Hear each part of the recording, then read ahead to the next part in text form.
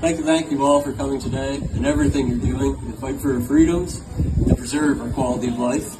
And thank you for all the supporters and organizers who helped put this event together for us all. Let's give them a round of applause.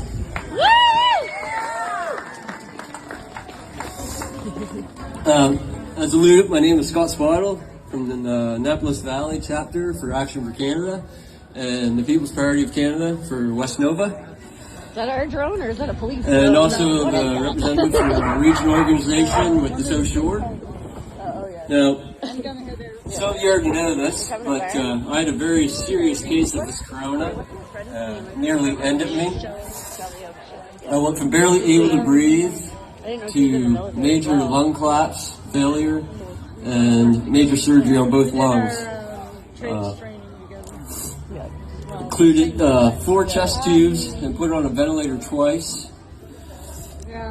10 major incisions, and removing a wedge from both lungs. I'd be more of a party pooper. And it was during this time of recovery from these surgeries that I ran their federal election and was running around getting signatures for the nomination package while dealing with a collapsed lung because of some minor inconvenience. Because I might die, but I was going to die fighting for our nation. Fighting for our rights and freedoms. Because every generation, as Jeremy had mentioned, has been willing to sacrifice their lives to protect and preserve our liberty and freedom.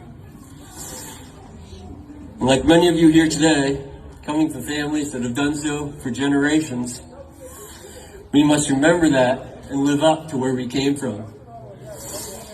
As we unite and peacefully unite for what is right. Now, we're gathered here partially to visit John Lohr's office and like to share a brief story. While I was up here in Valley Regional waiting to get transferred to Halifax, John had actually come to visit me in the hospital for an off-the-record conversation, and I'll always uphold the trust and respect that in people who want to have those kinds of discussions. But I can tell you one thing, when he came to visit, he did so in violation of the strict visitor restrictions in the hospital that he supported and played a part in imposing on everybody else. Everybody who had loved ones in the hospital they're grieving for, sometimes in their final days, and unable to say goodbye.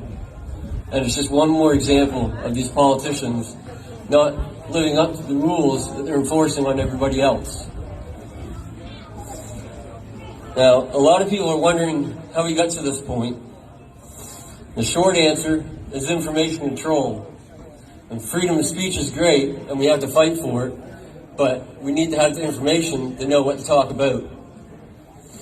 Squashing debate about COVID treatment, which is a huge issue, is information control.